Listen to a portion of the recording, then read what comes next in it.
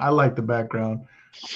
Good evening, everybody. This is Dave Thompson. Check with you live here on, as you see on the bottom, Beyond the Butter, here on I-95, Zingo Television, Facebook Live, and everywhere you can hear the sound of my voice. We're checking with you live tonight. And once again, I can't do this without my main man, my tag team partner, the pick and roll guy, also my lead blocker protector, and also the guy who can get to the quarterback himself, the student of the game, my three-point conversion compadre, Mr. Kyle Nash. Good evening, sir. Hey, I love how you refer to me as the lead protector so I can help spread our gospel that Cam Newton's going to be just fine, but more about that later. Yes. And also at the same time, you can follow us on Twitter. You know, my Twitter handle is Danny3 Thompson on Twitter. And Kyle, what's your Twitter handle? My Twitter is at the SOTG, and it's the same on Instagram as well. And find me on Facebook as the student of the game. Check out our good friends, as you see above my right-hand corner, good friends at Valor, which is ITSVALOUR.us for all your things that comes to your marketing, your branding, and also your social media needs. They'll take care of all those needs. And also, if you have a GIF, they'll create one for you and get you the top 100, top 5 as well, too.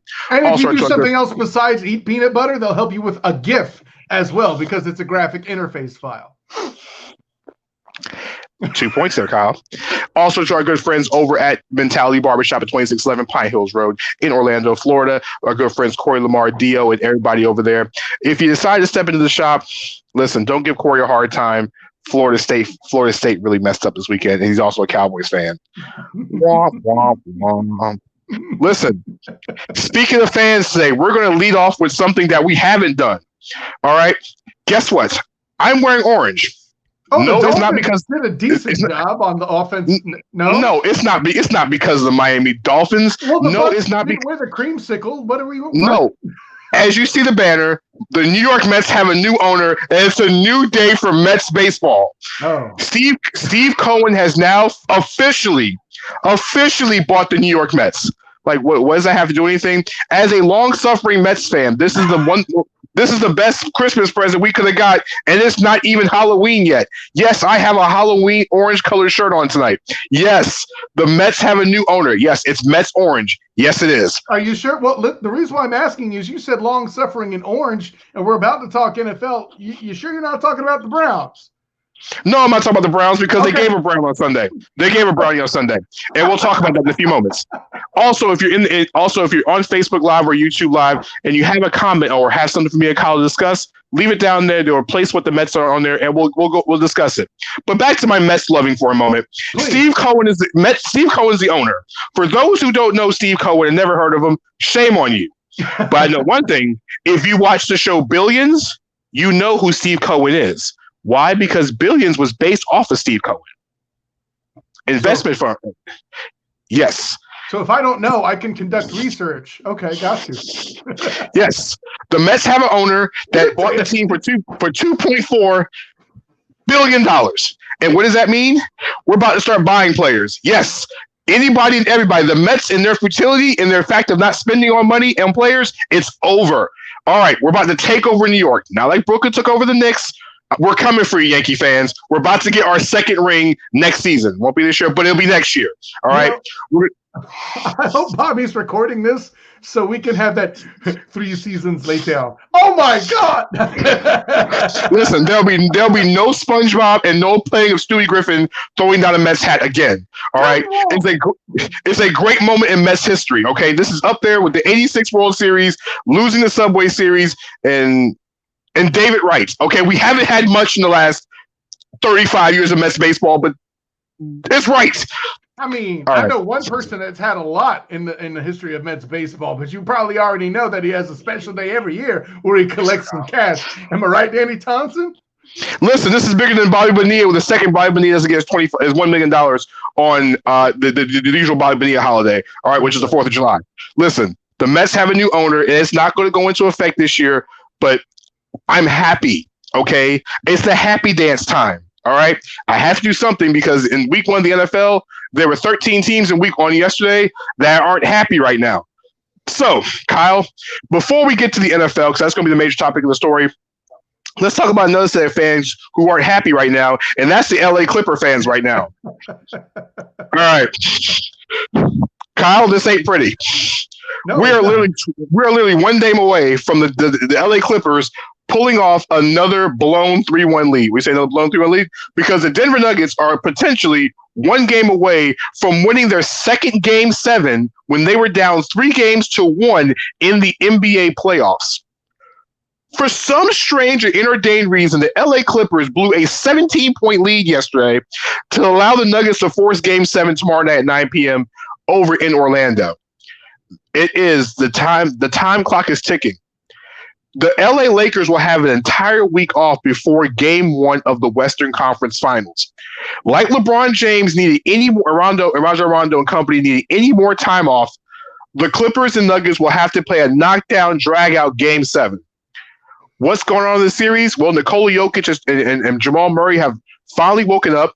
Michael Porter Jr. knocked down a big three-pointer in Game 5, and guess what? The Clippers, who have two, I think, of the top 10 players in the league, and Kawhi Leonard and Paul George, have now figured out that this is not working. Attention, Pat Beverly. Can you please report to the court, please? Hey, Montrezl Harrell, I understand that you missed some time due to some personal issues, but it'd be a really good time to actually show up and be the sixth man of the year like you should have been. Lou Williams, you too. All right. Before you go home for lemon pepper reasons, you might want to win Game 7. Lemon pepper reasons. I love it. All right. I couldn't have done that one better. Well done. Listen, somebody for the Clippers has to stand up, whether it be Landry Shamet, whether it be the other Morris, whether it be Ivana Zubac, it could be Danny Manning, it could be Chris Paul, it could be Blake Griffin, Bob McAdoo. It doesn't matter. The Clippers cannot blow Game 7. And before anybody says anything about any type of, oh, it's a conspiracy theory, ooh, there's no home court in Orlando. All right. It's not a conspiracy series to get LeBron James in the finals. All right. I don't want to hear it. Don't even want to mention it. Thank you. But I will say this, though. Can you imagine a television ratings for Lakers and Celtics if it happens to be the NBA finals? As a wise man once said. I'm not big on that matchup. I'd rather see Lakers and Heat because I would love to see Jimmy Butler attempt to shut down LeBron James for 7 games. I agree. Because if anybody's got a bigger ego, it's Jimmy Butler. Can you imagine Jimmy Butler leaving the Sixers to go win a championship in Miami? They might burn Philadelphia down if that happens. And trust me, Sixer fans will basically be jumping off a roof if that were to happen. Here's the one thing the Nuggets have to do in Game 7. Listen. The Nuggets are going to have to find scoring. Paul Millsap in Game 5 and Game 6 has shown up completely. Millsap has been the quiet guy. In Game 5, when Morris decided to step to him and Paul Millsap didn't back down, it seemed like the series changed hands at that point. There was no intimidating this Nuggets team anymore. Now they're literally 48 minutes away from making history. It's only happened. It's never out. I can't remember a team in the NBA history that's won 2 Game 7s on the way to a conference finals. The Nuggets are undefeated in elimination games. And Kyle, you're 48 minutes away from being completely correct about the Denver Nuggets, sir. So by the time we get back Thursday, I'm either tipping you a bow or like, damn, I fell short. All I'm saying is if the Clippers lose this game, like the Mets fans I'm worrying right now, the Mets and the Clippers are one and the same. They're both in the shadow of the other two big market teams in the area. The Clippers are in the shadow of the LA Lakers, and the Mets are in the shadow of the New York Yankees. It is what it is. Until they get a chance to get to the conference finals, the Clippers, Kyle, ironically, if they lose tomorrow, it'll be 50 years, which is it'll be 50 years since the Clippers made a conference finals. Wow. Well, and listen, I'm not putting any of that on the current administration. I mean, they were awful in the 90s and stuff. So, like, there's that. But listen, I'll put it this way. If the Clips do make their way to the finals, I do have a saving grace in that they were like my early season, long before we knew what COVID even was, picked to win the league and make it to win the championship. So at least that half would be correct. I had Giannis and company representing the East. Hey, listen, I had Giannis to win the whole thing anyway. All right, my prediction's already gone. There you go. I mean, I got a fighting chance, Danny Thompson. Hey, listen, you had a fighting chance, but let's talk about some teams in the NFL who didn't have a fighting chance. Oh, you know what? Let's talk about a coach who didn't have a fighting chance when we get to the NFL. That's Mike D'Antoni. Mike D'Antoni decided he wasn't going to give the Rockets a fighting chance, and the Rockets were telling him we weren't going to give you a fighting chance either. Mike D'Antoni's out the door, and guess what? Happy trails to Mike D'Antoni because within a week he'll have a new job. D'Antoni and the Houston Rockets decided to part ways. literally, as soon as the game ended on Saturday night, as the Lakers were eliminating the Houston Rockets, the Daniel Houses, the get sent home because you got caught with an Instagram model, whatever you want to call it, COVID-19, whatever. It was an Instagram model. I don't care what you say. You know you're done with your employer when you tell your team on the flight back home, yeah, by the way, as soon as you get off this plane, we're done. They broke up on the plane back. Like, this is some Spider-Man Homecoming stuff right here. Listen, Spidey couldn't get himself out of this one. All right. So the Rockets looking for a new coach right now. Word is Sam Cassell and Tyronn Lue are the leading candidates for that job. Sam Cassell, a former Houston Rocket championship winner in Clutch City, a player development guy, and guess what? A guy that might be able to get into James Harden's head to be able to help him get to the next level. Wait. A championship point guard who has years of experience as a player development coach. Wow. He must have gotten there all on merit. No, he's been an assistant coach for Doc Rivers for years. But I get where you're going with that one. I thought you might. Jason Kidd, Derek Fisher. But still, listen, Sam Cassell will be the right situation, but for the Rockets and their fans right now, you're so far deep in a cap hole. Guess what? You might want to trade Russell Westbrook at this point. And I hate to say this. You know where a good place for Russell Westbrook would be real quick, Kyle? Two faces only a mother can love. Hey, yes. Listen. You're the one wearing sunglasses in your picture. I ain't hiding my face. I know I'm pretty. Hashtag give me God. What? Listen, leave Gerald Levert alone. All right. So as I was saying, there's one place, Kyle, I'll be honest with you, that seems to be real interesting. Now, listen, as I say this, public service announcement. This is not a legitimate rumor, but this is a good idea. So you are speculating. Yes. This is nothing because of what I know around the league. I'm just saying this might be an idea. The Houston Rockets need to make a phone call, and that phone call needs to be from the Orlando Magic and try to get this work out something. What do you say, Danny? What do you sound like? Listen, Orlando's main problem since literally Tracy McGrady decided to walk out the door and head to Houston and trade for Steve Francis was Orlando hasn't had a guy who can go consistently get the ball in the basket. Rashard Lewis was overpaid because they had to, and he served his purpose. The Magic have never had a guy that teams have to basically look upon and also cause problems.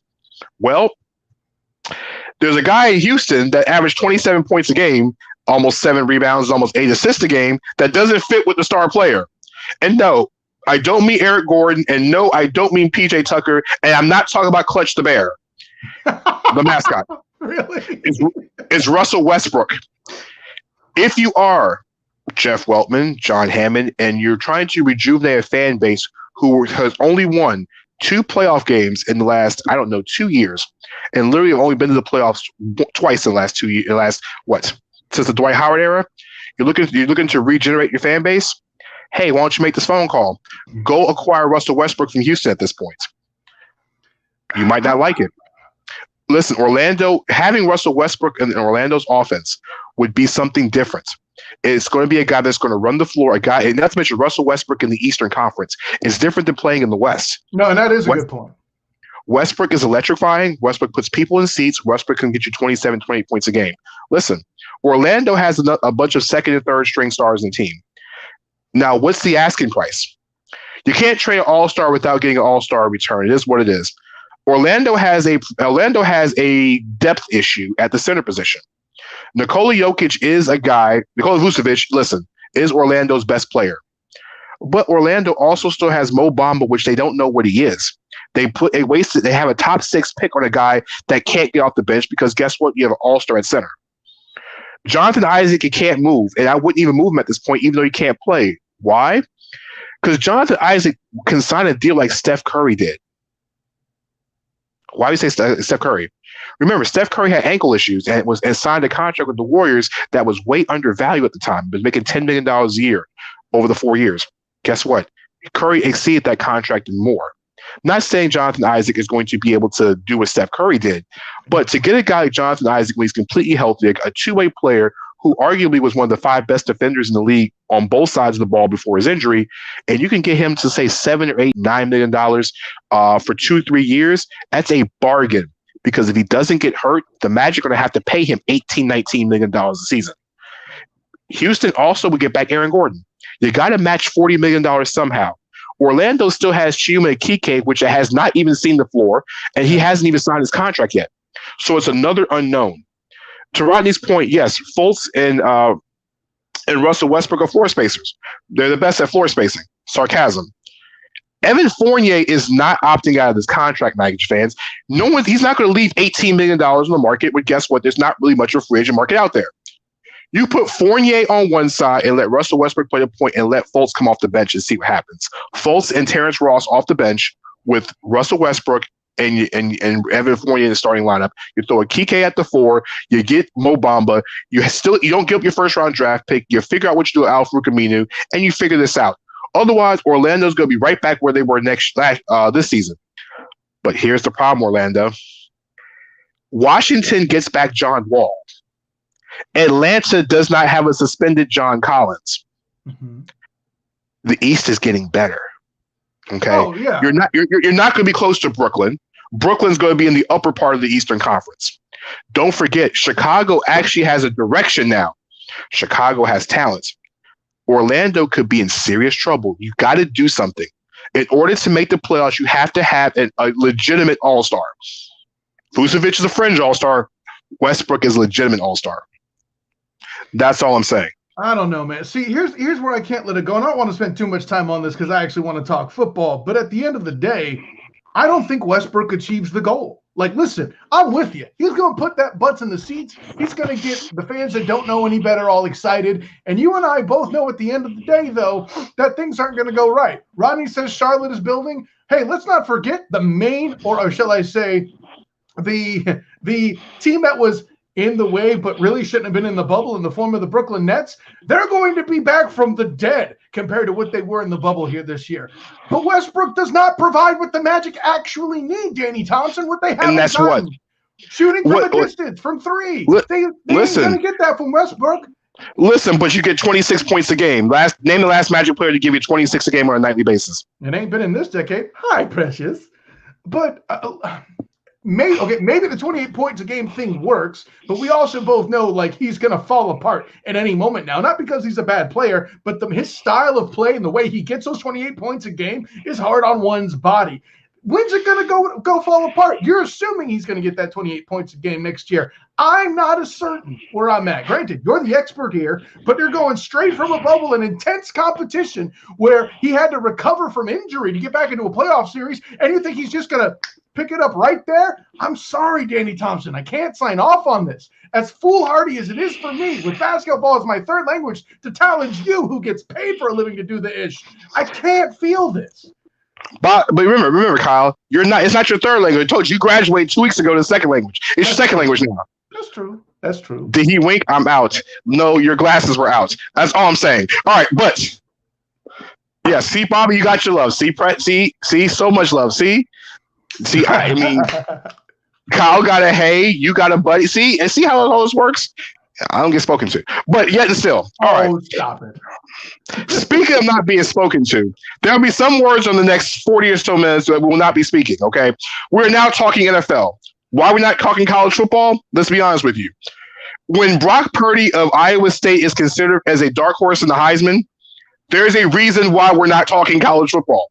Yes, Clemson won, and game day was terrible. Nothing against Lee Corso putting on a Clemson hat in his own living room in Florida. Listen, game day ain't the same. All right. I mean, it's not a suit of armor. I'm just saying. All right. We saw Arkansas State beat Kansas State. We saw Coastal Carolina literally smack Kansas like they were a high school team. That's all you need to know about week 1 in college football. Oh, all right? By the way, that Brock Purdy that you mentioned lost as a ranked team to a non-ranked team. What more? Like I said, listen, Brock Purdy's Heisman hopes were literally obliterated in one punt return. Blown away like a cyclone. See what I did there? Anyway. Yes. And guess who else was blown away?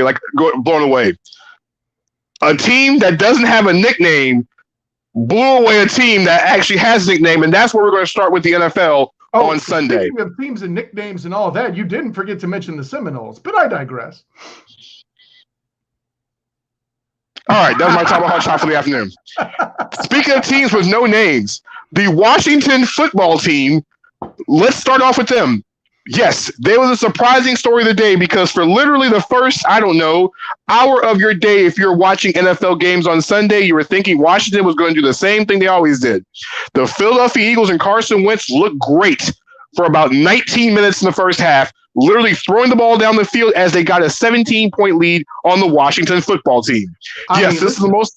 I pruned them from the tree. Like, listen, I got real games to watch. I wasn't ready for this. If it wasn't for our own Karina Parks, I wouldn't have even had a chance to even think to look at this game. But I digress. Big shout out to our good friend Karina Parks over the 3-point conversion. She wrote an outstanding article on this football team because guess what? Because Karina covers them, they decide, you know what? We don't want Karina writing bad about them. So what we're going to do is we're going to call Tecmo Bowl defense and start calling all the Eagles plays.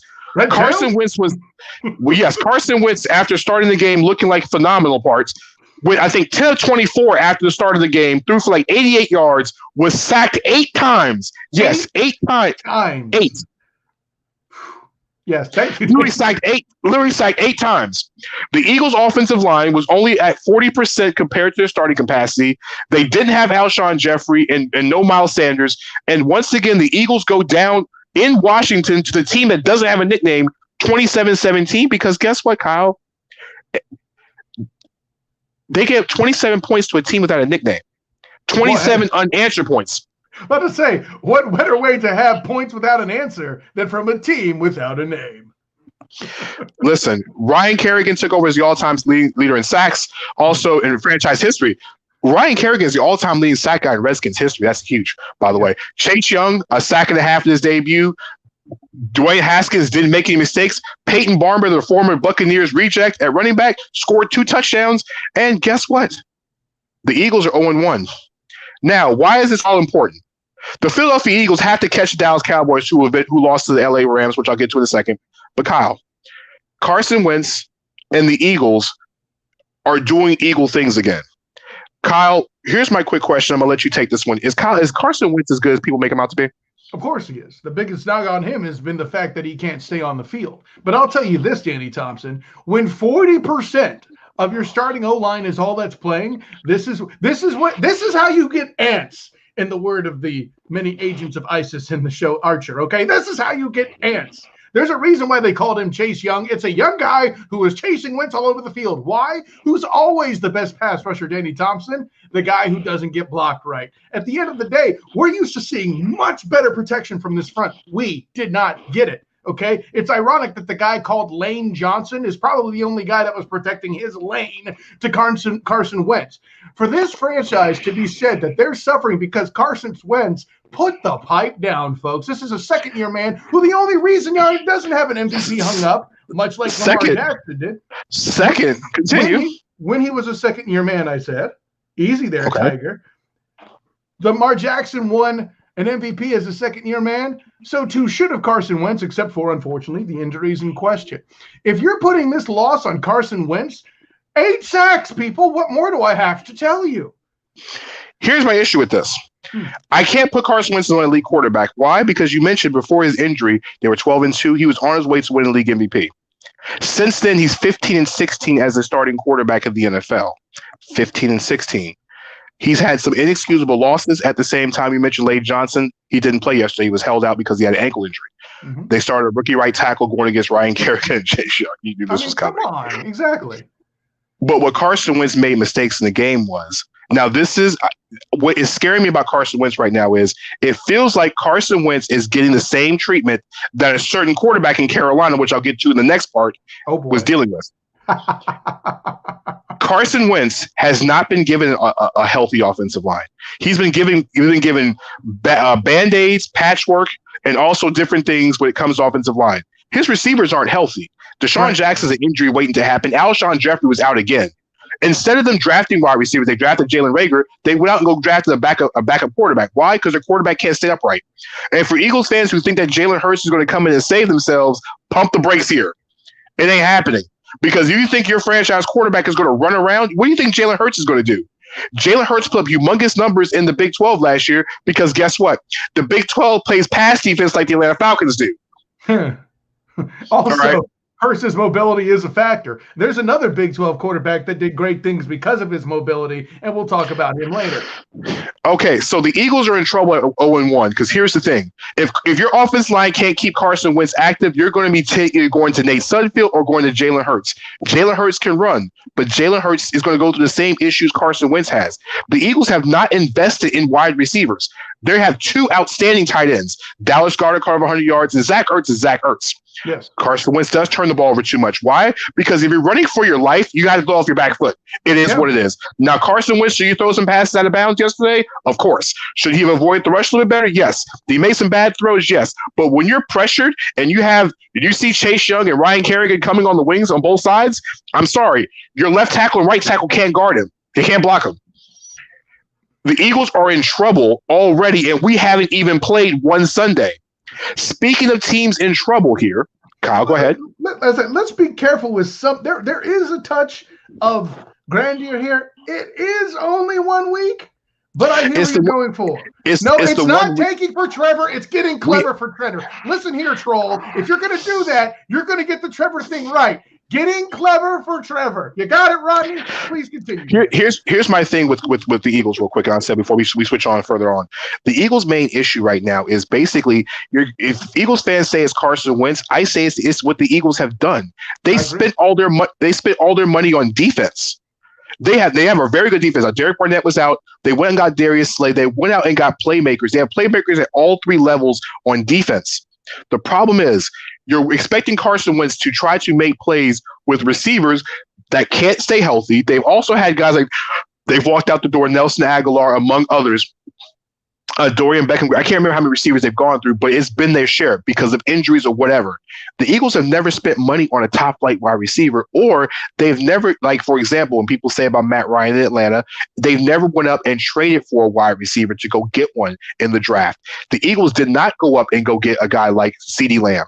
They didn't trade up to go get a guy like Jerry Jeudy in the draft when they definitely needed a guy down the field. They went out and got a guy like Jalen Reagor. Great. Guy's a speedy receiver. But he's not a guy. He's like Deshaun Jackson. Deshaun Jackson's a number 2 wide receiver. He's not a number 1. You need a number 1 receiver. This is why Kyler Murray is going to be Kyler Murray.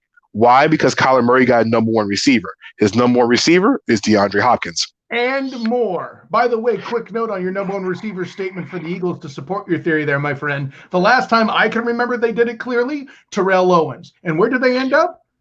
The Super Bowl. Thank you. And if it wasn't for Donovan McNabb's mistakes in the fourth quarter and Terrell Owens playing with an injury that I don't know how he even played with. 111 yards on 11 catches, Danny Thompson. With an injury that basically he played on one leg. Eagles should have always brought that man back, by the way. The Eagles in franchise history has never had one of those type of guys. Carson Wentz needs one of those guys. If he's going to even stay upright, they've got to spend money, Kyle. Like you always say, spend the money on the beef. You got to go get beef. You got to protect. If you're going to draft a franchise quarterback, you got to protect him, for crying out loud. I just mentioned Kyler Murray and the Arizona Cardinals. I know Kyle's a 49ers fan, but listen, this wasn't a bad loss yesterday. Oh, not at all. Do I look like I'm crying? Listen, there are more Bears fans boasting their win because they know they shouldn't have won the game than I'm talking about. The one thing that scares me with the 49ers, Kyle, is something that's got to be solved. I don't know how they're going to do it. It's the wide receiver situation. Agreed. When George Kittle went down early in the game with the injury, which he came back from, they did have Mike Quick, Nate Quick, Mike Smith. They're not number one wide receivers. Quick chocolate milk mix. Who cares? Yes, Nestle's Quick. Nestle Quick. Quick stop gas station. The one thing that Jimmy Garoppolo is going to go through as well too, that Carson Wentz is going to go through. The only difference is they got Trent Williams off season, is that a number 1 wide receiver is going to be the issue in San Francisco. We saw it actually in game 1 here. They were one moment where a number 1 receiver would have made a catch in the end zone to change the end of that game, and it just didn't happen. And there's nothing against George Kittle, because George Kittle is, to me, is 1A, or Travis Kelce's 1B when it comes to ties the league. But you have to give your young quarterback some weapons. Now, Kyle, I know Jared Kinlaw was the guy replacing DeForest Buckner, but man, could you imagine if they went out and got a Jerry Jeudy or a CeeDee Lamb, a potential young stud at wide receiver? Brandon Ayuk is good, but you guys stretch the field. Because if Raheem Mostert is your top receiver, and he was the best looking receiver yesterday, when he caught that slant route, nobody caught him. 61 yards, baby. He wasn't touched. Raheem Mostert was really good yesterday, by the way. But it's going to be an issue, even with Deebo Samuel coming back when he gets off IR. Deebo Samuel's not a number one wide receiver. Now, Kyle, maybe I might be wrong here. You're a 49er guy. Deebo Samuel reminds me a lot of Percy Harvin when Percy Harvin was healthy. A guy that can do... That's not bad. It's a poor man, Percy Harvin, I would say, but that's a fair comparison. A guy that can do multiple things in the field with multiple ways of getting the ball in his hands. You just want him to have the ball in his hands. Doesn't matter if he's catching, running, throwing, doing something. He needs to have the ball in his hands. All right? But that's not going to work as a gimmick wide receiver. How did they get to the Super Bowl last year? Kyle Shanahan is actually a really good play caller until you get to the fourth quarter of Super Bowls. And he have a top flight defense, and guess what? The 49ers can run the football. The Arizona Cardinals yesterday proved why when you trade for somebody elite, it makes everybody else around you. DeAndre Hopkins caught 14 passes yesterday. Yes, he got the majority of the lion's share, but you got to think. Larry Fitzgerald was open on some plays. He caught 4 passes. Christian Kirk only caught 1 pass for a screen. Kenyon Drake had room to run and holes to run. And Kyle, what did I tell you about Chandler Jones yesterday being the best pass rusher in the NFL? I never said he was bad, but I'm not prepared to call him the best in the NFL. I'm sorry. But listen, I'm taking nothing away from the Arizona Cardinals and company. I'm not either. Yeah, and I let me be upfront as I can about all of this. In the case of DeAndre Hopkins, you said he can make other guys elite. Well, gosh, what about other friggin' guys that were already elite, like old man Fitzgerald over there? Holy bejesus, right? I mean. Yeah, I mean, and the thing is, Kyler Murray was able to step in the pocket. Now, mind you, if you had Kyler Murray in fantasy, those two, I kind of wanted to fight Cliff Kingsbury yesterday, Kyle, because when they kneeled the clock out, he took 2 kneels 5 yards behind the line of scrimmage, so I lost 10 yards. Thanks, Cliff Kingsbury. But do you need a hug? I need a hug. Yes, I need a hug the same way the Atlanta Falcons secondary needs a hug. All right, listen. Wow. I was going to try to give Kyler Murray some props before you got all that nasty. By the way, the shots you're taking at Kyle Shanahan, who did give his team a chance to win that game in the fourth quarter after Patrick Mahomes went all Patrick Mahomes on his team. He also gave his team a chance to win in the fourth quarter here too late. But like you said very well, sir, that star receiver who was given the opportunity on a good ball as a receiver to go up and get it. I don't even know the name of the guy he had to throw it to, but he was not a star receiver. And all I could think to myself is DeAndre Hopkins would have made that catch. Most receivers would have made that catch. I'll tell you one thing that wasn't being caught was passes by the Atlanta Falcons defense yesterday. All right. So, let's go ahead and do it. The Atlanta Falcons yesterday lost to the Seattle Seahawks 38-25 in the Mercedes-Benz Stadium in the home opener. All right.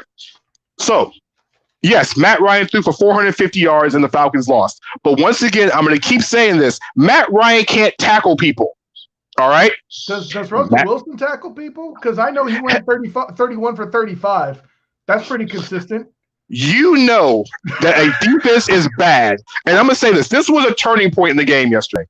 It was 4th and 5, and the Seahawks had the ball in Falcon territory. A little bit too far for a field goal, not close enough for a punt.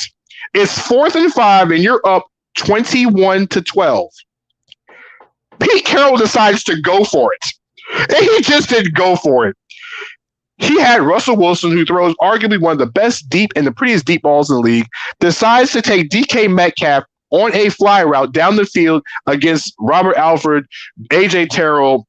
I don't know. It wasn't Deion Sanders. That was for damn sure.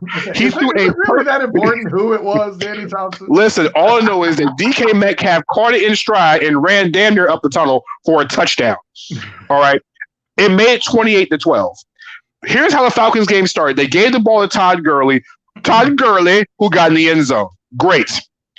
It was going to be a rough day when the damn kicker missed the extra point. You knew it was going to be one of those days when Young Hoku decides to. No, you're going to do this right, sir. Young Wei Koo. That's how you say it. He's not a young ho. I know you want to call him one because the way he kicked that ball, it's Young Wei Koo.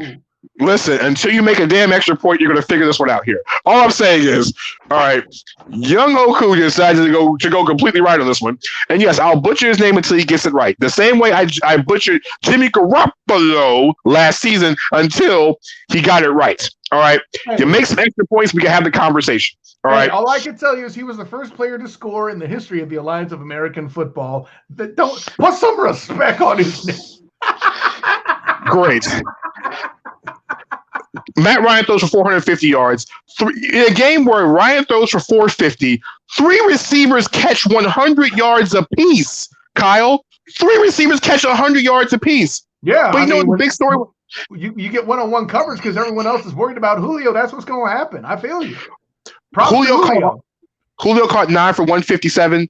Russell Gage caught 119 yards, and Cal really caught 2 touchdowns yesterday. But Kyle, the real star of the game was this game? Yes, sir. Bobby Wagner. Because for some reason, Bobby Wagner knows what football is, and Matt Ryan just knew where to throw the football to, was right near Bobby Wagner. Jamal Adams made a huge difference in the secondary. Why? Jamal Adams and Bobby Wagner made sure Hunter Hurst, the new tight end for the Falcons, did nothing down the field. They tried to go vertical with them. Jamal Adams was there. They tried to go short with them. Bobby Wagner was knocking away passes. All right. Speaking of decisions, knocking away passes and whatever was going on. And listen, hugs for Danny Thompson. And hugs that need to go around. How about the Detroit Lions fans? They need hugs. They were up 23-6 in the fourth quarter yesterday. And guess what? The Lions go Lion. Yes. Matt Stafford and company blow a 23-6 lead at home. And I think they might have got booed off the field.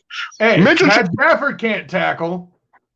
Listen, but Matt Stafford does need to throw fourth quarter interceptions as well, too. Mitchell Trubisky scored. He does need to throw game-winning touchdowns, which he did. Mitchell Trubisky had 3 touchdown drives in the fourth quarter, and guess what? The Lions had every chance to win. It's down to the final plays, like 10 seconds left in the game. There's a perfect flywheel route for rookie Devon, whatever you want to call him at this point.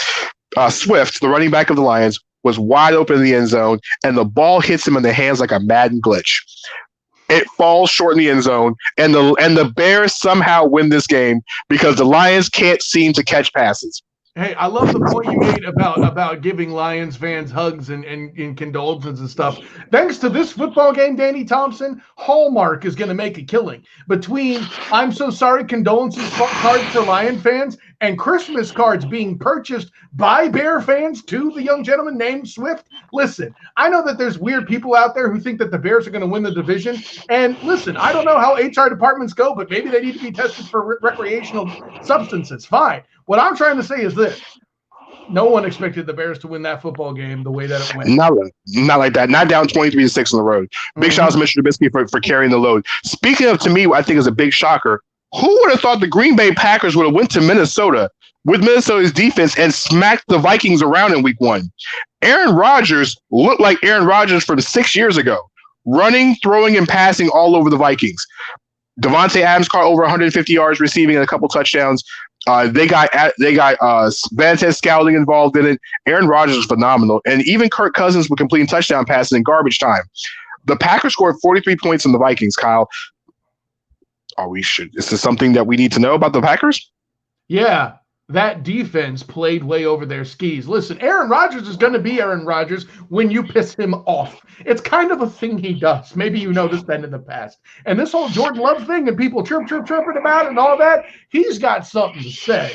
Whether he's auditioning for his future stop when he parts from Green Bay, or whether he's trying to shut up the people who are currently there, or any of the critics that currently exist. Listen, Kirk Cousins is going to have to do a lot more than scream, "You like that," if he doesn't have the vision to keep himself from being sacked for a safety by the Packers defense. But I talk all that trash. The Packers defense certainly looked a butt-ton better than they did in the NFC Championship, where they got dominated by the 49ers. They were doing things that they aren't allegedly allowed to do. They didn't read the script, though, and they went to work. Listen, the only reason why I didn't think this was the best performance of the week is because simply of the fact that you're dealing with the Kirk Cousins phenomenon here, okay? But no, I'm not surprised to see it from Aaron Rodgers. He got cheesed off. The surprise for me was that Packers defense, Danny Thompson. Speaking of something that went off script, who would have thought Tom Brady's debut in Tampa went the way it would have been? In a game where Michael Thomas only caught 20 receiving yards on 3 catches, the Tampa Bay Buccaneers went down to the New Orleans Saints, and guess what? They're now 0-1. Drew Brees and company took care of business 34-23 on opening weekend. Tom Brady started the second half with a pick 6. How do you end last season? With a pick 6. Da, da, da, da, da. All right. All right, before we start sounding alarms on Thomas Edward Brady being terrible, don't you realize it is week 1? With no preseason. Week 1, no preseason, a road game, and guess what? It's a whole new team. Let's pump. Like you mentioned earlier, Kyle, pumping the brakes. Listen, this is not to mention this is not some scrub team that the Buccaneers lost to. The Saints, by many people, are the favorite to win the NFC, so this is not a bad football team. I believe I have them losing that thing by only 1 game, by the way. The Saints are some scrub team. It wasn't like they were supposed to blow the team out. If the Saints would have lost, we would have said the same thing with the Saints. Are they overrated? The Bucs are overrated, all right? Let's not get this twisted. Unless Tom Brady plays like this every single week, it ain't happening. But I'll tell you one thing. If you play fantasy football, Tom Brady should get extra points for rushing touchdowns. That's all I'm saying. And hey, before we move on, let's give a little bit of credit to that defense over there in Tampa Bay. When you're behind that big to the Saints, you're not supposed to be able to come back and make it kind of a game. And I feel like they did that. Listen, the only thing that went wrong with this team, Danny Thompson, is like you said, issues early in the year where there were communication problems, and most of it, and a statement I might never ever say again, falls on the shoulders of Thomas Edward Brady in this one. Even Bruce Arians in the post-game press conference put it on Brady himself. It'll be interesting to see. I don't think he's a softie that's going to get all emotional about it. I think he's going to go back to the woodshed and start practicing up. Speaking of emotional, Cowboys fans are emotional this week after what happened at the end of the fourth quarter last night. Cowboys fans were complaining that there was a pass interference call that was not called on Jalen Ramsey. That was offensive pass interference on Michael Gallup. Replay showed Michael Gallup gave Jalen Ramsey the stiff arm. Now, Jalen Ramsey did flop. Jalen Ramsey did do an NBA-level James Harden type of flop. Listen, let me be clear. I am not dissing. Give this dude a Golden Globe.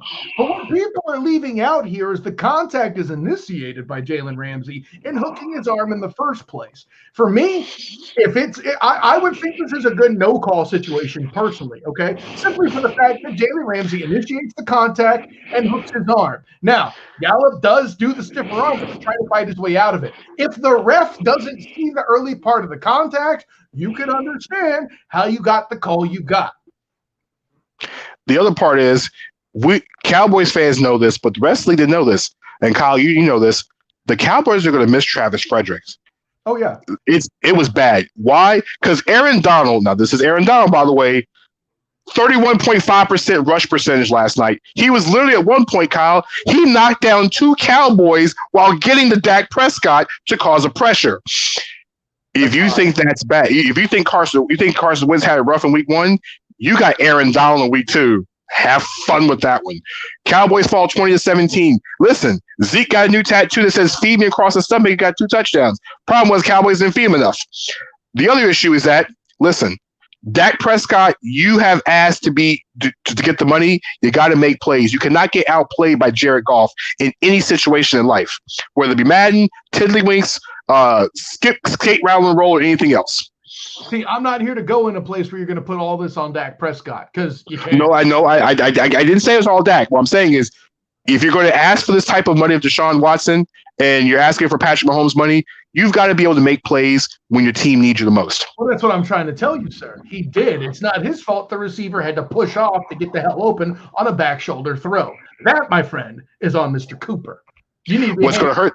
You need to be hanging with Mr. Cooper if you're going to give someone a hard time. The other part of the matter is the fact that Dallas lost Blake Jarwin tight end of the game. He's out for the entire season with Terry ACL, another receiver that Dallas can use, especially with tight end, because Jason Witten is in Oakland. All right, so speaking of Jason Witten, the Oakland Raiders, Jason Witten's consecutive game streak continues at 37 because he caught a 2-yard pass. The real story this game was if you chose the over in this game, you actually won money. The Las Vegas Raiders started their season with a victory over the Carolina Kittens, the Carolina Panthers, 34-30. All right, so listen, here's what we learned. Here's what we learned in this game. Yeah, Las Vegas, whatever. All right, so here's what we learned in week 1. All right, the Raiders can run the football. Josh Jacobs can run the football. 3 touchdowns on the ground yesterday. Listen. No matter what it is, 3 touchdowns is 3 touchdowns. You run the ball all over the field. It's the Raiders have, but it's pretty good. I got you. Listen, Josh Jacobs has a chance to be really good. Now, we did see some space. We did see some. Yes, Vegas. We said Vegas, Rodney. You should know this very well. You saw it enough yesterday. What we did see from We did see enough of this. Josh Jacobs had the ability to run the outside, and we did see some flashes of Henry Ruggs before he got hurt, and he had some plays down the field. What we did see on the other side was Kyle Carolina completed a 75-yard pass from Teddy Bridgewater to Robbie Anderson, something that Carolina couldn't do last year. Robbie Anderson in his first game, I mentioned it, like I said before, the 3pointconversion.com about Robbie Anderson, about his big playability. He caught a 75-yard touchdown. But the real problem in this game was Kyle. The Panthers' ability to stop the run, but you're completely leaving out in your praise of Josh Jacobs? Listen. Doesn't matter stopping the run. The Raiders' offensive line looked really good yesterday. It is what it is. 8 + 8 is 45. But what the problem was, because this is Matt Rule's thinking, and this is why 8 + 8 is 45. It is 4th and 1 with the game on the line. You have the guy that has the 1,000 guy with the ball in his hands, and guess what? You don't give him the ball. On 4th and 1, Carolina decides to give the ball to the fullback with the game on the line instead of letting Christian McCaffrey touch the ball. Guess what, Matt Rule? Rookie rule number 1 as a head coach. You get your playmaker the ball at the end of the game, especially when he's a running back. Kyle, no. I will not stand for that. You're not basketball, man. This isn't as bad as you're saying. There have been so many worse play calls made this week. You're dying on the wrong hill. No. I'm not here to tell you. What play call was worse than that one? What's that? What play call yesterday was worse than Matt Rule not giving Christian McCaffrey the ball on 4th and 1? You could have read a toss. You could have read a pitch. You could have threw the ball to him. What was worse than a play call than not getting Christian McCaffrey the ball? Please tell me. Look at the entirety of the Cleveland Browns offense. I'll find you plenty of play calls worse than this one. Not with the game on the line, sir. There is nothing wrong with handing the ball to the fullback for 1 yard, especially when they know Christian McCaffrey is coming. Okay, I'm not as harsh on this. I'm not here to tell you you're wrong. I'm here to tell you you're getting worked up around the wrong play. Now, granted, you've been hurt in the past by your own team, by coaches not named Kyle Shanahan making this mistake. I understand that. But no, I get. Again, I'm not here to say you're wrong. Man, this is not the right thing. And no, this is run the ball. You run the ball with Teddy Bridgewater. You don't give the ball to the fullback. I don't care unless your fullback is, I don't know, Mike Allstott. Okay, if your fullback's Lorenzo Neal, I get it. Even your fullback Kyle Kuschek, I get it. They can even say his name correctly. Yes, even Sherman for Kansas City, they're fullbacks. Yes, you can give it to Sherman. You can give him the ball at this point. You do not. You just pay Christian McCaffrey all this money to be your franchise player, and you don't give him the ball. This is almost as bad as DJ Moore going missing for the majority of the game. All Atlanta's defensive plays. You made me laugh so good with the show. All Atlanta's defensive plays. Listen, Atlanta was down the entire game. Carolina fought back the entire game. But the problem is, if Christian McCaffrey gets stopped on 4th and 1, I don't mind the play call. If Teddy Bridgewater, that's the thing. You're smart enough to not make that mistake. But on the other side of it, the Monday morning, it was 38-10, and I'm not trying to hear that, Manny. Of course, you could have seen that coming. Yeah, don't worry about him. They don't know what they're talking about. The Falcons. The Raiders win one game. The Raiders win one game, and you're going to hear Manny's voice all through the show. Continue. I'm worried about Manny. Listen, let him have his one day in the Black Dome. That's fine. He's still going to only win 5 games all year. But what I'm getting at, Danny got me talking so much trash. No, yeah, at the end of the day, I think he would have had his critics if he handed the ball to McCaffrey with the one play and be like, oh, they saw it coming. What a lazy conservative play call. There's no win in this situation unless you get it. Bottom line, everyone's going to have their detractors. And I'm not accusing you of this. Your point isn't a bad one. You're giving this dude the money. Christian McCaffrey's pretty awesome. I really love the gift that you use of him where he goes, sup. I get it. But this is, I can see the coach using him as a decoy makes sense. Hell, Reggie Bush made a good life of himself early in his career just as being a decoy. Just saying. I'll say one thing. You know who would have got that 1 yard for winning Christian McCaffrey? It would have been Cam Newton. Cam Newton would have got that first down because guess what? Cam Newton got more than one first down. He had 2 rushing touchdowns. Cam Newton's debut was a successful one. Even though the Dolphins tried to steal his chain into the game, they couldn't steal the victory yesterday. 21-11, New England over the Miami football team. Listen, Cam Newton didn't have to be perfect. I think it was 15 and 19 for the game yesterday. Didn't have too many deep balls down the field. The question was that touchdown he had, the second touchdown, might not have been a touchdown. He would have gotten it anyway. He had a running yard rushing touchdown. But what we did see is the New England defense looked like the New England defense of last season. They're still dangerous. All right, they're missing guys. Hightower and your Patrick Chung, they're still missing guys. But listen, I've said this once. I will say this again. There is not a player more dangerous in the NFL than an angry Cameron Jarrell Newton. Oh, there is not a. I see you dropping them names. Cam Newton, when angry, the last time he was like this, the Panthers went to the Super Bowl. Now, mind you, they roared their way to the Super Bowl and they meowed their way in that game, but they roared the entire season as Cam Newton won the MVP. Cam Newton is not only playing for his NFL future, he is playing for probably arguably his last chance at a big contract in this league. And there's nothing more motivating than a guy who has spiky hair, that has the hair like Angelica's doll, Cynthia from Rugrats, with a chance for the Super Bowl. All right. I gotta do Speaking, like that, bro. Listen, his hair's like Cynthia. What more do you want me to say? Speaking of hair types in week 1, well, Jets fans lost their hair in week 1 because the Buffalo Bills went to town on the Jets once again, and Adam Gase is Adam Gase. All right, the Bills, Kyle, anything you want to say about the Bills in week 1 besides Josh Allen? I mean, listen, you can complain about Josh Allen all you want. The reason they're going to get to what they're going to get to is that defense, and they proved it by recovering from Josh Allen's mistakes. By the way, it's only week 1. Defenses shine when the offenses don't. That'll all balance out by the end of the year. I ain't worried about it. Listen, Josh Allen was good. Stephon Diggs played well. The Bills' defense is good. Listen, and Zach Moss, once again, Kyle, I think you mentioned, one of us mentioned it, Zach Moss looked like a solid 1-2 combination with Singletary in the backfield. The Bills are dangerous. It is what it is. All right, speaking of Zach Moss, that was your point. Speaking of teams and dangerous, and the words Jacksonville Jaguars will never ever be said on the show ever again. But for one Sunday afternoon, with the only game that actually had fans, even though there were some stadiums with pumped in crowd noise that was louder than Jacksonville, the Jacksonville Jaguars won the only game with fans on Sunday. Listen, Kyle's boy, yes, he's your boy, my boy, and the best quarterback in week 1 in the state of Florida, Gardner Minshew. Yes, Gardner Minshew, Fu Manchu, Uncle Rico, the man that if you drafted with your first round pick in fantasy football would have got your Bud Light this year, led the Jacksonville Jaguars to a win in week 1. Kyle, what more can you say about the man who can throw over a mountain? Hey, listen, Mullet Minshew did some amazing stuff. And really, there's so few quarterbacks that completed with the level of accuracy that he did.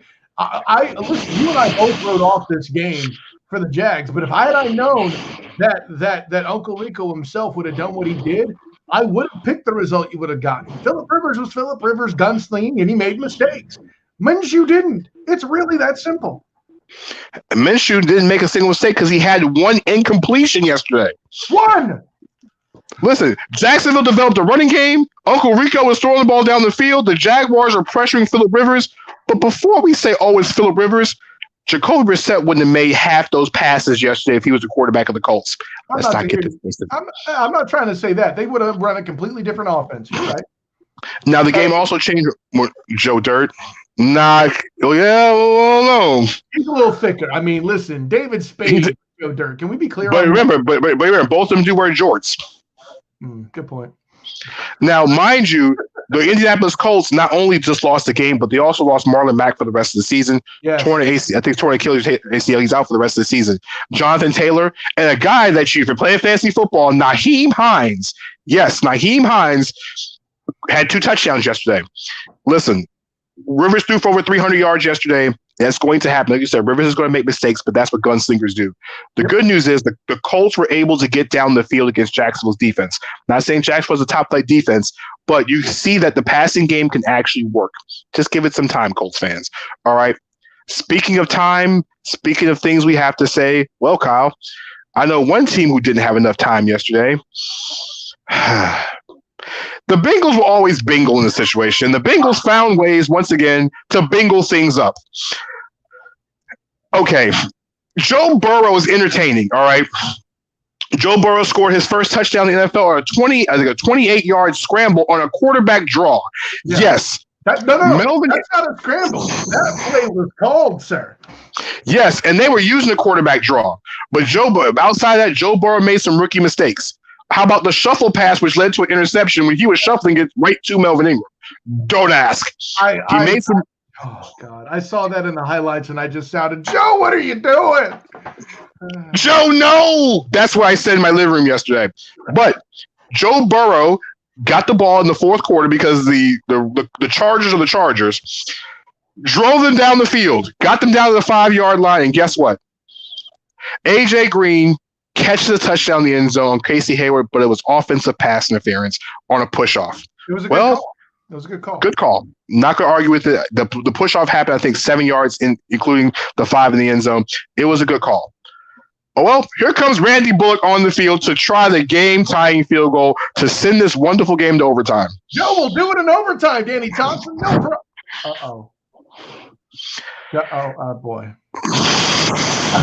As a good friend of mine from Louisiana who went to LSU said, the Bengals don't deserve Joe Burrow. Randy Bullock, who had not missed a under 35-yard field goal like his last 25 attempts, hooks the field goal right. And not just hooked it, he injures his calf at the same time. Oh, yeah. Now, mind you, I don't want to complain about injuries when it comes to players. It just so happened he started grabbing his calf when the second he knew that ball went wide. There was nothing worse than watching the Bengals coaching staff in the booth, knowing this game is going to overtime, wanting to throw stuff at a screen, but you know it's your kicker. The Los Angeles Superchargers, as Chris Berman would say, won their opening game due to a missed field goal and a Joe Burrow interception. Burrow was actually pretty solid in week 1.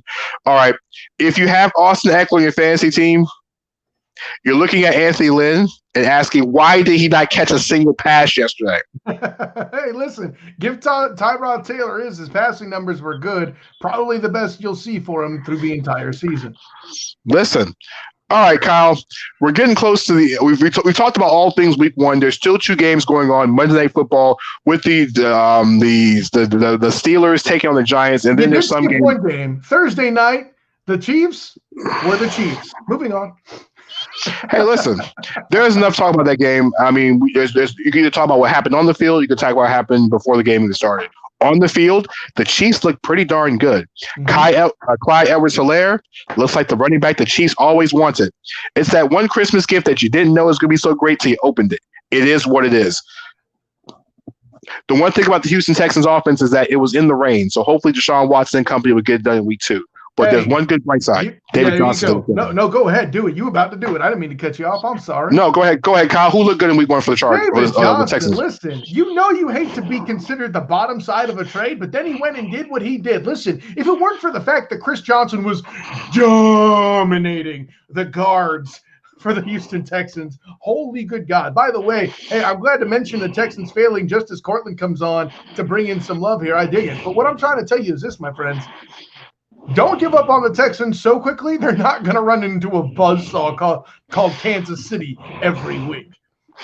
Well, good news is the New York Giants finally got on the scoreboard. Bad news is down 26-16, and the Bobby Blackjack Bowl against the Pittsburgh Steelers. With 1:52 left in the fourth quarter, Steelers up 26-10. Daniel Jones tried to go for 2 to Sterling Shepard, and incomplete. All right, no onside kick, 2 possessions. Yeah, right. See you later.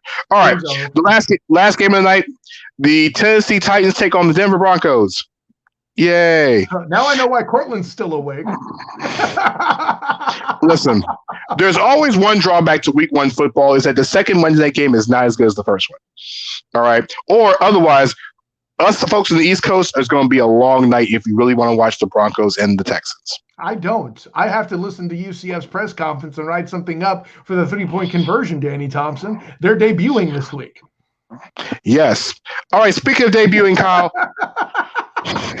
Kyle, who was your big stud in the week? And who was your most impressive player of the week? And what was some player that was either surprising in a good way or bad way in week 1? Listen, for me, it's Kyler Murray. Yeah, I know I picked the Cardinals. Well, actually, we didn't talk about the Browns and the Ravens. Do we have to? We have to. Why not? If we're throwing shade everywhere, we got to throw that Baker Mayfield in that offense. I mean, Lamont Broadus can even come on and talk about the size of your head. Do we have to be that mean?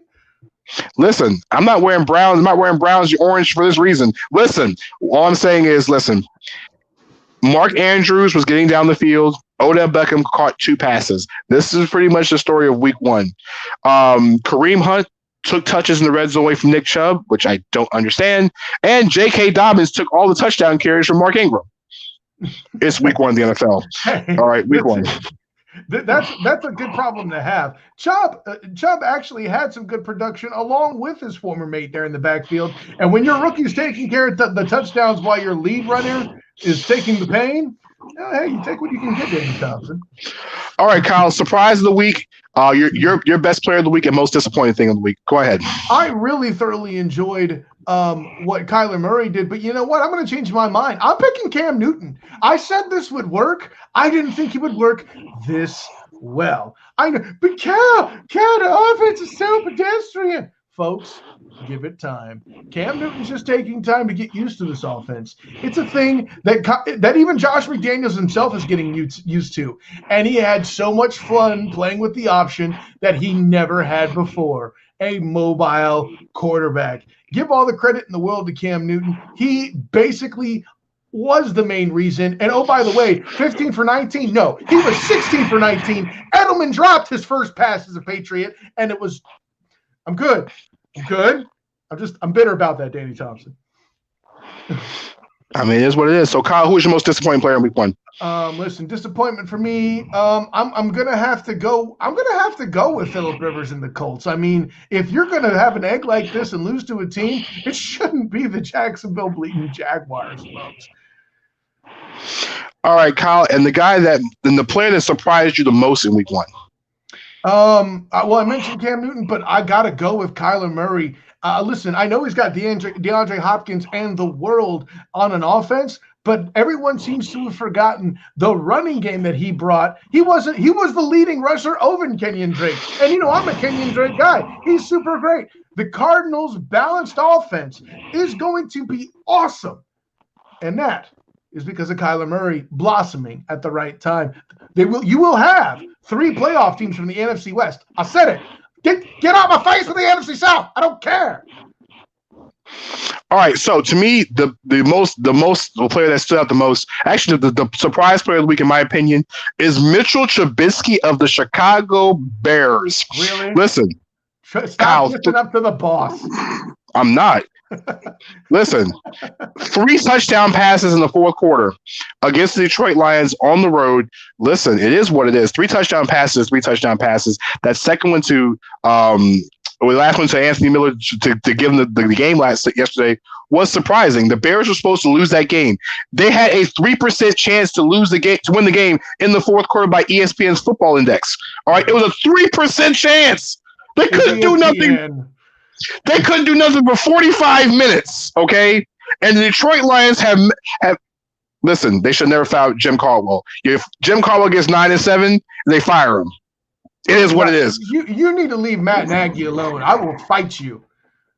No, I'm talking about the Lions fire Jim Caldwell at 9-7 to go get Matt Patricia and his pencil wearing self. He's got to go too. I thought you said Jim Caldwell. My bad. No, not Jim Caldwell. Yeah. All right. So the player that disappointed me in week 1, no, it's not Thomas Edward Brady, because it happens in week 1. The guy that did disappoint me in week 1, listen, gotta go with the Browns. Cleveland Browns, Baker Mayfield was disappointing. Yeah. All right. It wasn't the fact that they lost the game in week 1. It's the way they lost it in week 1. Yep. Okay. Mayfield looks like once again that he's not taking that leap. Odell Beckham was targeted 9 times with only two catches yesterday. Yes, the Ravens defense is good, but when you have as many weapons as they have, they lost David Njoku for the season yesterday, but you have Njoku, you have Austin Hooper, you have Kareem Hunt out of the backfield, you have Nick Chubb, you have Odell Beckham, you have Jarvis Landry, you have a partnership, a pair of trees. There's so many weapons. You lose your breath trying to find how many weapons they had, and they can barely get the ball down the field. By the way, side note, Danny Thompson, your man Baker Mayfield, first series interception. But the one thing about Baker Mayfield is a horrible thing to know is that Kyle, he's played. Yesterday was his 30th start as a head coach in the NFL. Started 30th game as a starter in the NFL. It's his fourth head coach in 30 games. Mm-hmm. I can't blame Baker. I mean, you can blame Baker Mayfield, but you got to take that turn at some point in time. Now, mind you, Trubisky was a surprising player. Mayfield was the worst player of the week. But the guy that was the most impressive player of the week, well, it's going to pain me to say this. Russell Carrington Wilson was the most impressive player of the week last week. Wakanda forever, mother beep. Listen, all right, it's one thing to go 31 for 35 in Atlanta on week 1, but the way Russell Wilson did it was really, now we're discussing the best quarterback. Well, you can sit down somewhere, Bobby. Listen, Russell Wilson is just Russell Wilson. But what made Russell Wilson special yesterday not only was the fact that he dissected the Falcons like a 7th grade frog project. What he did was he hit. I mean, it is what it is. He hit 9 different receivers. 7 of them caught multiple passes yesterday. All right. I mean, DK Metcalf on the 4th down. Russell Wilson was one of the most accurate quarterbacks in the league in deep ball passes last year. He proved it again yesterday. Mm-hmm. On top of the fact of he was just bombing the ball down the field, he was also a leading rusher for the Cardinals yesterday, for the Seahawks yesterday. All right, his 29 yards on 3 carries led him yesterday on the ground because Seattle couldn't run the football worth anything yesterday. But he managed the game very well, and his quarterback rating was 9 million yesterday. It seems like it's like No, listen. He's got to do it against a different. He's got to do it against it. Now, mind you, he's got the Patriots defense next Sunday night. We'll see if he's MVP. Hey, honestly, I'm saying that to joke, but yeah, I do want to see him against better competition. 100%. Yes. Sierra did give him waffles and pancakes before the game. She did do that. And after. Listen, waffles and pancakes. All right. Yep. All right. I like waffles and pancakes. Hell, most of us do. All I'm saying is, listen, Russell Wilson, and the crazy part is even Russell Wilson had a fumble yesterday. The Falcons did put pressure on Russell Wilson yesterday. They sacked him 3 times. They got to him yesterday, but the thing was Russell Wilson wasn't rattled. It was pretty. There's a reason why the Seattle Seahawks, I said on last Monday's show, they were going to win the NFC. Yesterday was the reason why. Jamal Adams makes a humongous difference in that secondary. 100%. Okay. I mean, this is basically Earl Thomas on steroids back there because he's happy, he's hitting, he's making plays. Bobby Wagner is the best cover linebacker in the league, and guess what? It makes everything easier. Cortland's question, I think they can beat the pass defense. The question is, can the pass offense beat that defense? Well, it's real simple. New England's going to have to control the ball. They're going to have to control the ball. And Gilmore's going to have 2 picks next week. Well, here's the thing. I hope he does because he only had 2 pass interference calls last week against Preston Williams and somebody else. So there you go there, Pats fan. But no, I mean, Gilmore's going to have a much better game. I agree with you. Yes. You going to bring that weak stuff in my house, DeSantis? Come on now. No, but listen, all joking aside, the question being asked about the offense, it's interesting. You never really see Russell Wilson as a quarterback that you try to keep off the field, even though you should. And Lamar Jackson wasn't the MVP last year. He was. But I don't think that's going to do a lot for the Seattle Seahawks. Russell Wilson does not screw up very often. So to lessen the time he has the ball, all that does is assure you better not turn the damn ball over, Patriots. I'm just saying. Listen, Russell Wilson's going to get the ball down the field. Gilmore's most overrated corner in football. Listen, don't you do that. Cortland, the Titans. Nothing to do with this. I just said I don't think he should have gotten that much money in Jalen Ramsey. I have said nothing about Stephon Gilmore. I will not be linked politically to this comment. And I'm gonna look at Court. I love Cortland. Cortland, if you want to you want to come prove your point, sir, I would love to have you come on. Send me a quick message, and we'll go ahead and add you onto the show so we can explain this point to you. The Raiders gonna have more wins in the South than the Falcons. Write it down. Oh, so if that's the case, Manny, now mind you, if you really want to do this, you know where to find me. The Falcons and the Falcons and Raiders do play a game pretty soon this season. If you like to do something about that, sir, you name your beverage of choice, and if somehow the Las Vegas Showgirls win that game, I'll send it to you. Oh, by the way, I want in on that too. And if we all should travel as the 3-point conversion to the Super Bowl, we will collect. Oh no, Manny's in Atlanta, so this is gonna be even better. So like I said, we gonna collect. I want some Lou Williams lemon pepper now, baby. Woo! Like I said, Manny, you pick the drink of your choice. I'll send it to you. And you know what? I want the wings, Danny Thompson. No, I'm talking about for me. For me, if the Raiders somehow win this game, I will ship Manny whatever drink he wants to his house, whether it be Amazon, whether it be wherever it is. I will ship it. Postmates, all right, baby. Postmates. Oh, you know what, man? You know what? We'll link up, and if the Falcons somehow lose, and you can put now, mind you, Manny and I are in a group on Facebook. If the Raiders somehow win this game, I will wear a Raiders hat on this show. Say right. Mike, that's awesome.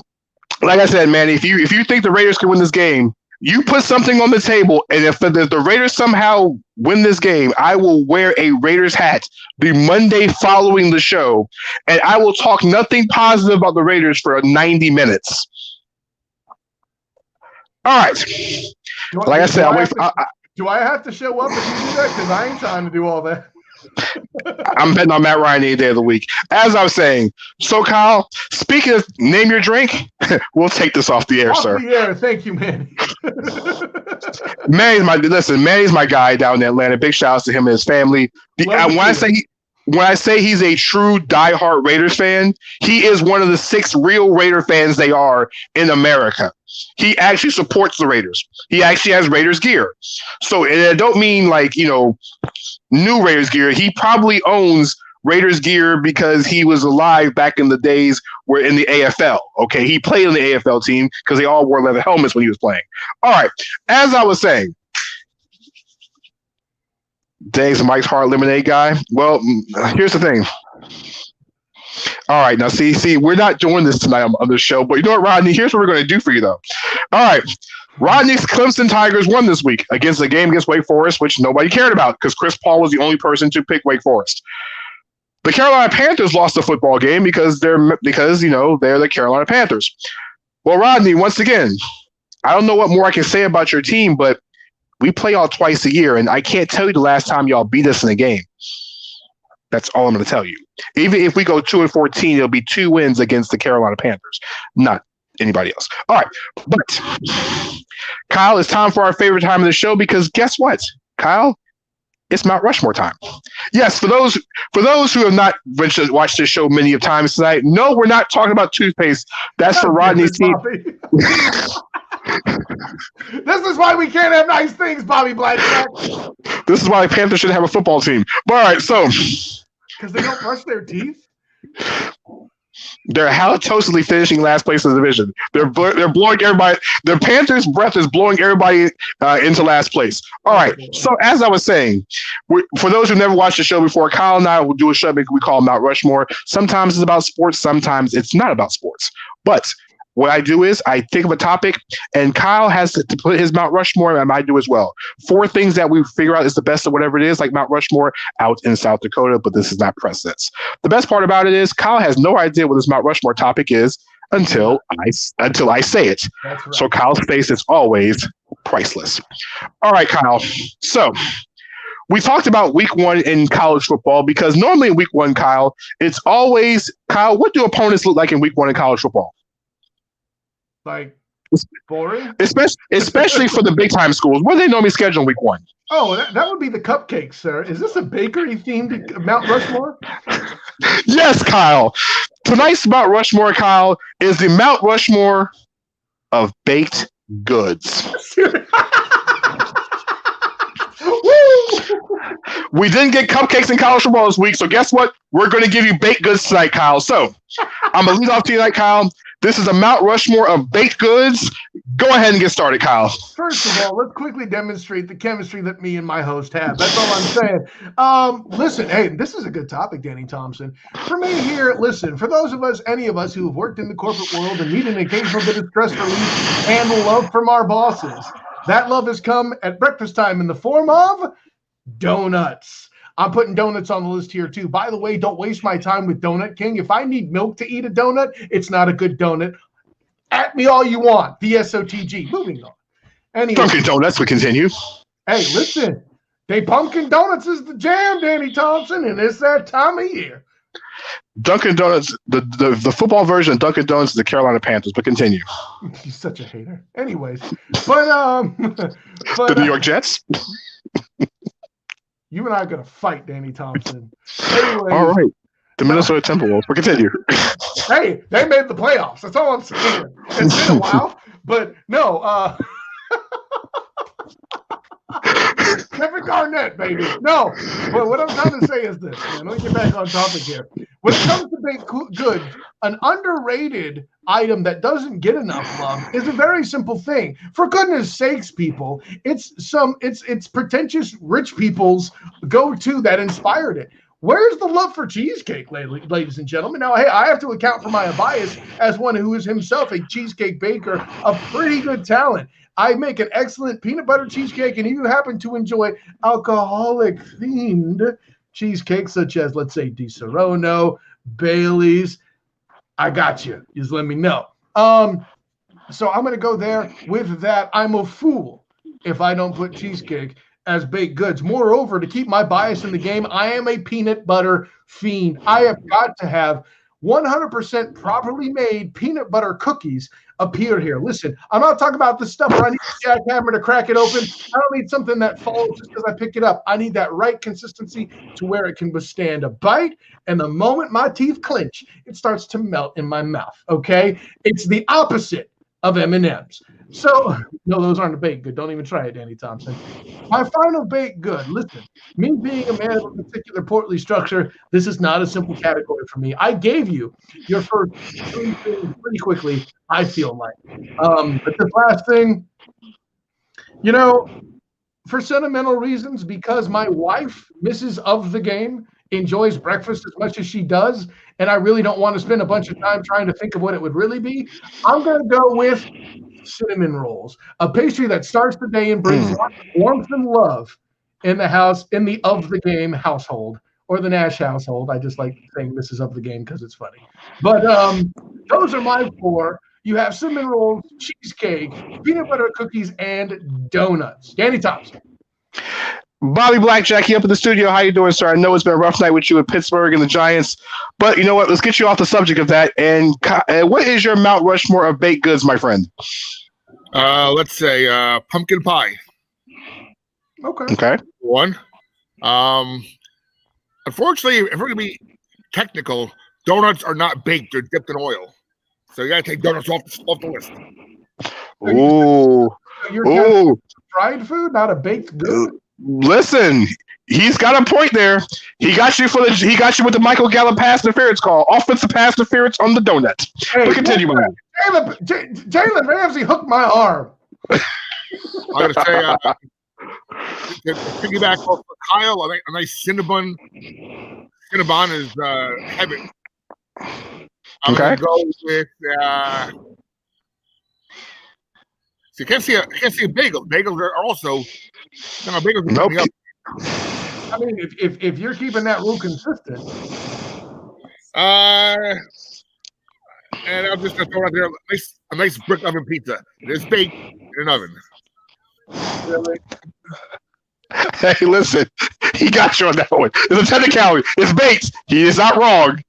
Not sure if it's a baked good, but listen. To Bobby, to each his own.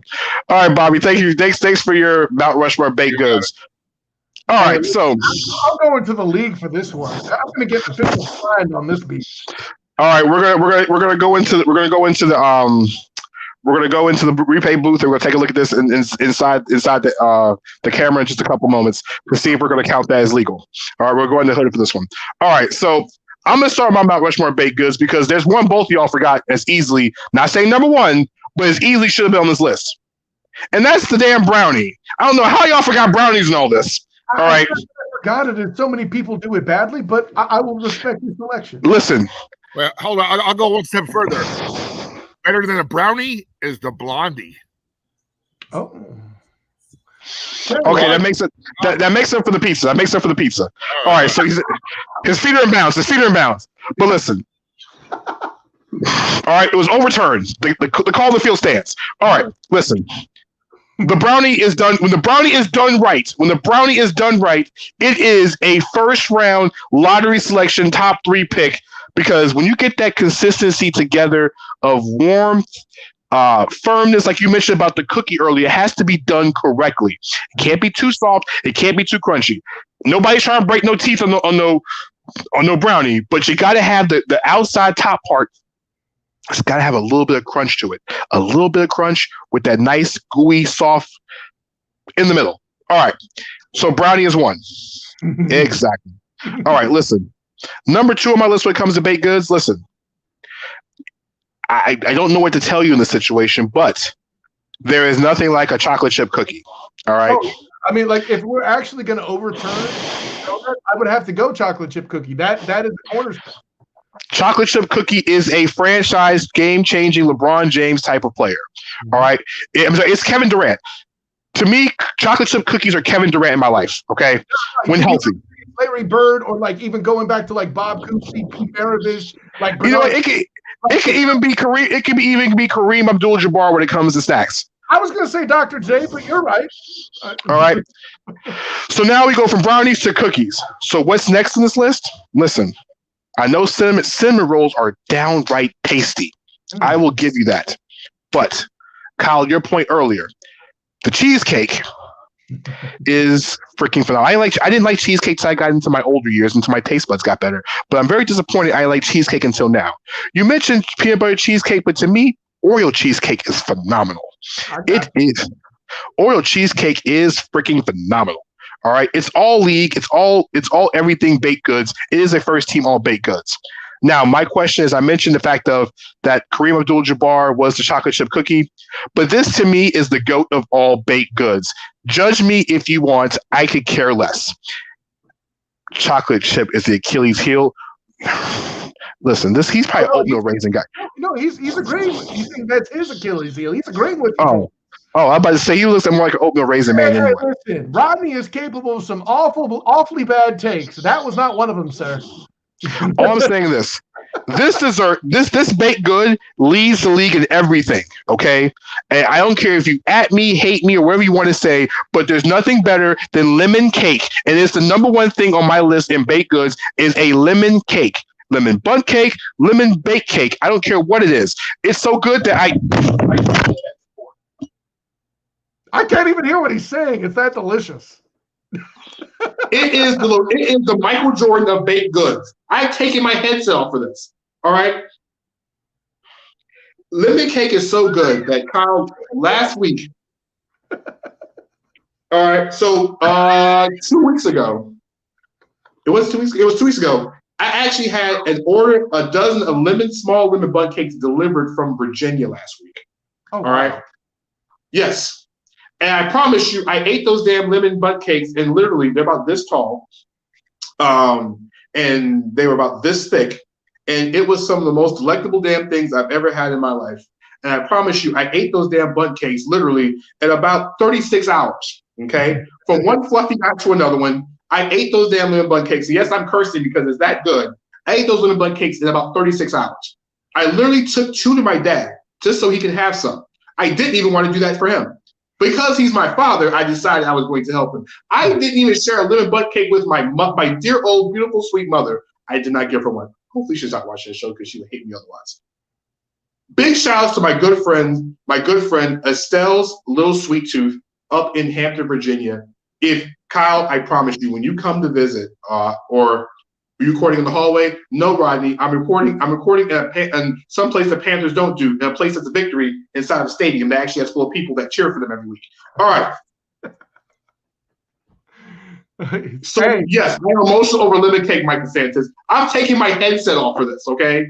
Yes, lemon cake is emotional to me, okay? It's the best damn thing on the planet. Big shout out to my good friend Estelle Little Sweet Tooth.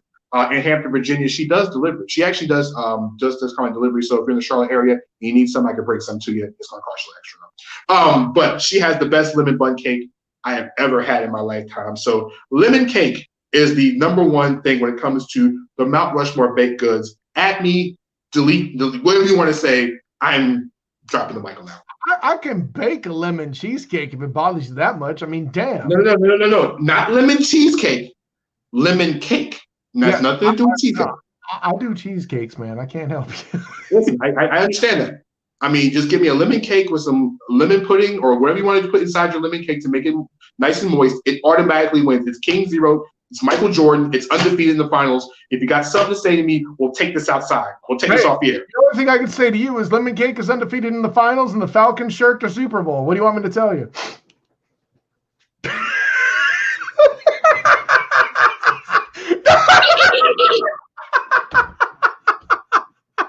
By the way, I love that my laugh sounds like a Muppet when you imitate it. I thoroughly enjoy that. That's awesome. I was going for more of the flipper. All right. I mean, I did. Shout before we go, my friend. That makes sense. Hey man, quick shouts to say the company one more time that gave you your baked good love. Listen, Estelle Little Sweet Tooth in Hampton, Virginia. Follow her on Instagram at Estelle Little Sweet Tooth. If you go on her Instagram page, she not only has lemon bun cakes, but Kyle, she has cheesecake. She has lemon cakes that have the swirl on them. She makes red velvet cake, everything. And trust me, if you suddenly deliver, I will bring it to you. Red velvet cake is honorable to mention. There's too many people that just do it wrong. Like, listen, and she does it right. I know. Just because you make the batter red doesn't mean you won the day. Let me be clear. Of course, hey, listen, shouts out to just having so much good fortune so far, knock on wood, that we're getting this much football with all that's going on with COVID and all that. For those that are a month into the school year doing remote learning, keep your heads up. Things are getting better. It doesn't seem like it'll be more than this school year. Knock, knock, knock. And I haven't got enough sleep, so I can't think of anything more than that. Danny Thompson. Bob, before we go, any shout outs, my friend? I could be on the air tomorrow. We'll see. I'm returning to the airwaves. Maybe tomorrow, maybe Wednesday. He might be tomorrow, might be Wednesday, but you'll see Bobby Blackjack, and that makes the world a better place. I like it. AKA, that was his Michael Jordan fax machine message. All right. Big shout outs once again to, like I said, everybody in the chat. Mike DeSantis, that was fantastic. Thank you, Mike. You always check in every single week and keep Colin check as well, too. Big shout outs to my main man, Rodney, my main man, J-Man Robinson. No beef is in the building. Sorry, beef is not in the building. Big shout outs to Precious, Courtney, everybody who likes, shares the same show every single week and just, it encourages me and Kyle to be on this air every week, just having fun twice a week. This is more than just an escape to us. And this is more like fun. If you drop out of school, life is like remote learning. No, if you drop out of school, your life is like the Carolina Panthers defense. Very cool. A lot of good things. All right. Now, big shout outs to everybody, I-95 Sports, Valor, Three-point conversion. Mentality Barbershop, every person on Facebook, everybody else in between. And before we go, Breonna Taylor was murdered in her home on March 20th of 2020. Her killers are still out there, and they're able to celebrate the things they're supposed to. It is time. Once again, I'm going to keep saying this until it happens. The Louisville Police Department needs to go ahead and arrest everybody that's involved in this murder, as well as Daniel Cameron needs to be fired, losing his job, and needs to join the prison system with them as well, too. It is way past time. It's way above this. It should be no way that no person should be innocently murdered in their home. And I don't care what you have to say or what the situation is. Being shot in your home for no reason is being shot in your home for no reason. It's time to arrest the killers who killed Breonna Taylor. That's it. There's no more speaking about that. I'm going to keep saying her name until something is done. My platform might not be as big as professional athletes, but I will use my platform to say what I have to, especially for people like Breonna Taylor. It's been way past overdue, and her case needs to be solved. So, for myself, my tag team partner, three-point conversion mate, and also the co-hosting tag team champion of the world, yes, my main man, Kyle Nash. Like I said, Mike said it best, say her name. Also, to the best manager, Kyle, we're a wrestling group. We're a wrestling tag team. Then Bobby's our manager. Hey, listen, Bobby the Brain Heenan was one thing, but Bobby Blackjack is something more. Listen, Bobby's been learning from the school of the Greg Schnitsky School of Wrestling. That's the name if you know wrestling.